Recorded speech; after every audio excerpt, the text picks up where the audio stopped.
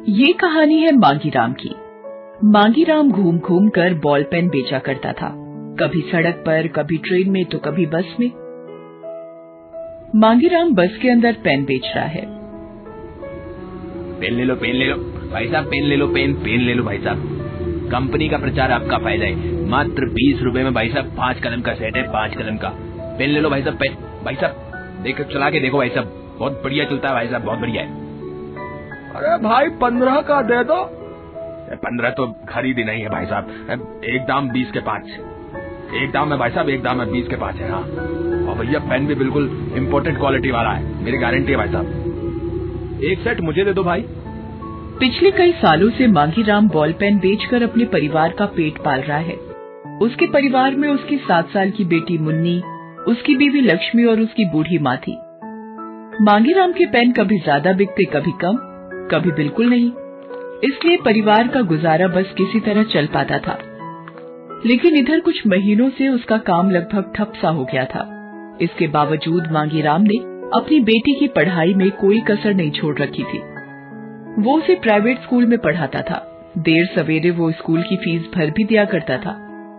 एक रात जब मांगीराम का पूरा परिवार खाने के लिए बैठा था तो सुनते हैं जी, आज मकान मालिक फिर से किराए के लिए आया था। वो धमकी देकर गया है कि अगर कल तक किराया नहीं दिया तो सारा सामान बाहर फेंक देगा। अरे ऐसे कैसे फेंक देगा, किराया तो समय पे देता ही हूँ। इन दिनों थोड़ा काम मंदा है, इसलिए नहीं दे पा रहा। कोई बात नहीं, आने दो उसे, फिर देखता हूँ। अगले दिन सुबह सुबह ही मकान मालिक धमक गया और जोर जोर से दरवाजा पीटने लगा। मांगीराम, अरे ओ मांगीराम, अरे मर गया क्या? मांगीराम गहरी नींद में था। उसकी बेटी मुन्नी ने अपने पापा को जगाया। बाबा, लगता है मकान मालिक आ गया। क्या वो अब हमें घर से बाहर निकाल देगा? अरे नहीं, मैं बात करता हूँ ना। मांगीराम ने दरवाजा खोला। इतनी देर लगती है दरवाजा खोलने में? जी वो सोया हुआ था जी। सोओगे क्यों नहीं? मुफ्त का मकान जो मिल गया है रहने के लिए। चलो मेरा 2 महीने का किराया निकालो। सेठ जी, वो आजकल पेन की बिक्री थोड़ा कम हो रही थी जी भाई साहब, इसलिए किराए में देर हो रही है। पेन की बिक्री कम हो रही है तो क्या खाना कम कर दिया तूने, या सोना कम कर दिया? मुझे मेरे पैसे चाहिए, नहीं तो सारा सामान सड़क पर फेंक दूंगा।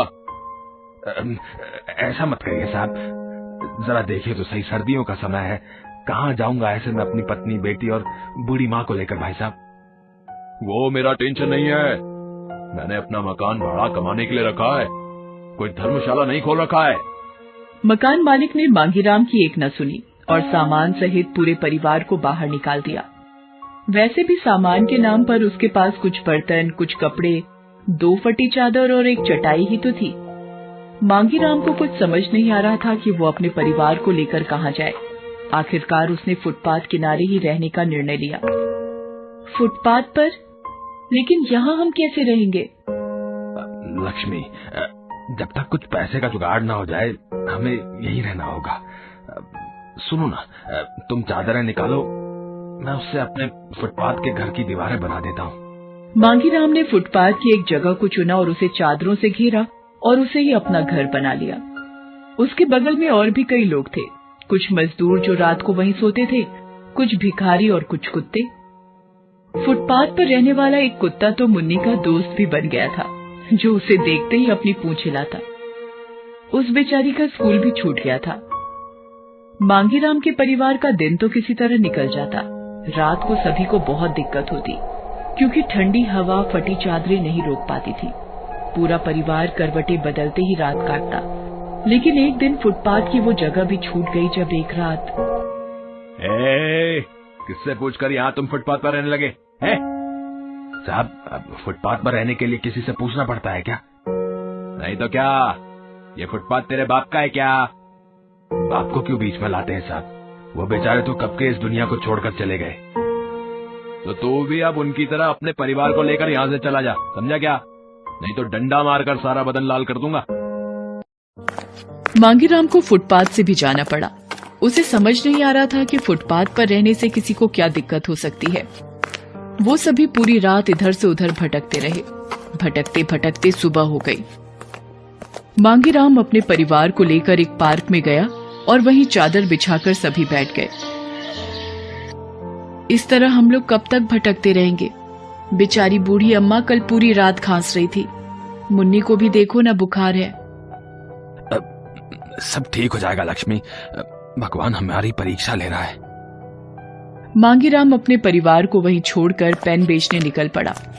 दिन भर की भागदौड़ के बावजूद भी वो 40 रुपए ही कमा पाया। लेकिन जब वो पार्क में पहुंचा तो उसकी बेटी मुन्नी बेसुध सी लक्ष्मी की गोद में सोई हुई है। अरे देखिए ना जी, हमारी मुन्नी को क्या हो गया? पूरा शरीर बुखार से तप रहा है और ये आंखें भी नहीं खोल रही है। इसे डॉक्टर के पास ले जाना होगा लक्ष्मी, लेकिन पैसे कहां से आएंगे? सुनिए ना जी, मेरे पास मुन्नी की चांदी की पायल पड़ी है जिसे आपने 4 साल पहले इसके जन्मदिन पर दिया था। क्यों ना हम वो बेच दें? लेकिन कुछ नहीं। अभी मुन्नी को डॉक्टर के पास ले जाना ज्यादा जरूरी है। कल पैसे आएंगे तो फिर से बनवा देंगे इसकी पायल। मांगीराम ने पायल बेचकर मुन्नी का इलाज कराया। दवा से मुन्नी ठीक भी होने लगी। डॉक्टर ने कहा कि उसे ठंड लग गई थी। मांगीराम का पूरा परिवार अब पार्क के एकदम किनारे झाड़ियों के पास रखी चौड़ी सी सीमेंट की पाइप में रहने लगा था। वहां कोई पुलिस वाला उसे तंग नहीं करता था। एक दिन मांगीराम सुबह सुबह पेन बेचने निकला तो उसे सूट बूट में एक आदमी दिखा। पेन ले लो साहब, पेन ले लो, बढ़िया कंपनी का पेन है भाई साहब, कंपनी का ऑफर भी चल रहा है। भाई मुझे तो पेन की जरूरत नहीं है। साहब एक पैकेट ले लो ना साहब, बहुत दिक्कत में हूं साहब, सिर्फ एक पैकेट ले लो साहब। अरे भाई चलो मैं एक पैकेट ले लेता हूं, लेकिन मेरे पास तुम्हें देने के लिए पैसे नहीं है। क्या है साहब, आपने इतना बढ़िया सूट बूट पहन रखा है और आपके पास पैसे ही नहीं है। सच बोल रहा हूं भाई, मेरे पास बिल्कुल पैसे नहीं है। हाँ लेकिन ये 10 करोड़ की लॉटरी का टिकट है, तुम चाहो तो इसे रख लो। 1 हफ्ते बाद इसका ड्रॉ होने वाला है। क्या साहब, मेरी ऐसी किस्मत कहां? मेरी भी तो नहीं है, तभी तो मैंने ना जाने कितने पैसे लॉटरी के टिकट खरीदने में बर्बाद कर दिए, लेकिन कभी लॉटरी लगी नहीं। पैसे बर्बाद कर दिए? मैं समझा नहीं भाई साहब। जानते हो, मेरी बीवी को एक जानलेवा बीमारी हो गई थी। मैं उसका इलाज तो करवा रहा था, लेकिन उसके ऑपरेशन के लिए बहुत पैसे चाहिए थे, और वो ऑपरेशन यहां नहीं बाहर कंट्री में ही होता। तो मैं अपनी बीवी से छिपाकर लॉटरी का टिकट खरीदने लगा कि कभी तो लॉटरी लगेगी और मैं उसका इलाज करा पाऊंगा। लेकिन ये लॉटरी लगी नहीं। पता है, आज उसने अस्पताल में दम तोड़ दिया। अब ये लॉटरी लग भी जाएगी तो मेरे किसी काम की नहीं, मेरे किसी काम की नहीं। वो आदमी मांगीराम के हाथों में टिकट पकड़ाकर चला गया। मांगीराम ने अनमने होकर उसे पैंट की जेब में रख लिया और फिर पेन बेचने निकल गया। आज उसने 50 रुपए का पेन बेच लिया था, लेकिन ये पैसे अभी भी बहुत कम थे। अभी भी मुन्नी स्कूल नहीं जाती थी, अभी भी वो सीमेंट की पाइप में ही रहते थे। बहरहाल कुछ दिन और बीते। इस बीच उसे लॉटरी टिकट मिले 6 दिन हो गए थे। मांगीराम टिकट के बारे में लगभग भूल गया था। आज सुबह जब वो काम पर निकल रहा था तभी, अजी हम लोग कब तक यहाँ रहेंगे? पता है कल पार्क में भी मैंने कुछ पुलिस वालों को देखा। वो तो हम जहाँ रह रहे हैं वो झाड़ियों से ढक जाता है, लेकिन पुलिस तो कभी भी इधर आ सकती है। अब क्या करूं लक्ष्मी, मैं कोशिश तो कर रहा हूं ना। पापा कितना अच्छा हो अगर हमारी बड़ी सी लॉटरी लग जाए। मुन्नी ये कहकर बाहर खेलने निकल गई, लेकिन मुन्नी के मुंह से उसने जैसे ही लॉटरी शब्द सुना, उसका ध्यान अपनी लॉटरी के टिकट पर गया। वो उसे ढूंढने लगा, लेकिन लॉटरी का टिकट उसे कहीं नहीं मिला। अरे ये एकाएक आपको क्या हो गया? आप क्या खोजने लगे? अरे मेरी काली पैंट की जेब में लॉटरी का टिकट पड़ा था, तुमने देखा है क्या? वो पैंट तो मैंने कल धो दी थी। हे भगवान। मांगीराम अपनी किस्मत को कोसता घर से चला गया। पूरे दिन वो लॉटरी के टिकट के बारे में सोचता रहा और पेन बेचने की भी कोशिश करता रहा। क्या भगवान, कब तक यूं ही परीक्षा लेते रहेंगे? थकते नहीं है क्या आप? 2 दिन और निकल गए। आज उसने 100 रुपए का पेन बेचा था और शाम को लौटते हुए उसने मुन्नी के लिए 5 रुपए की जलेबी ले ली थी। वो बेचारी कई दिन से जलेबी के लिए कह रही थी, लेकिन कमाई ही उतनी नहीं हो रही थी। लेकिन आज शाम को जब वो लौटा तो उसकी बीवी लक्ष्मी ने उसे एक बात बताकर चौंका दिया। अरे सच?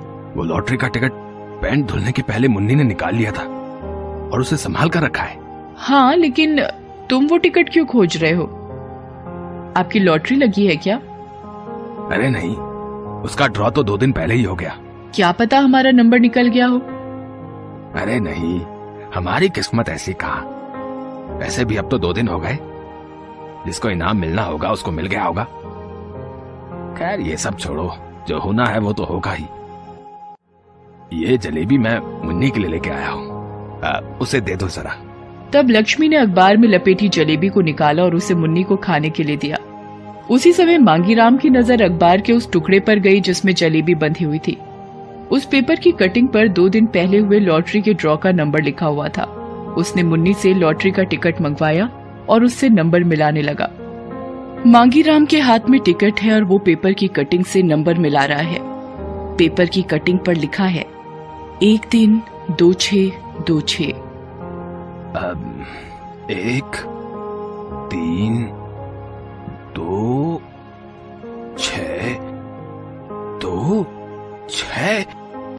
अरे लक्ष्मी, अरे लक्ष्मी, अरे मुन्नी, माँ, हम तो अमीर हो गए।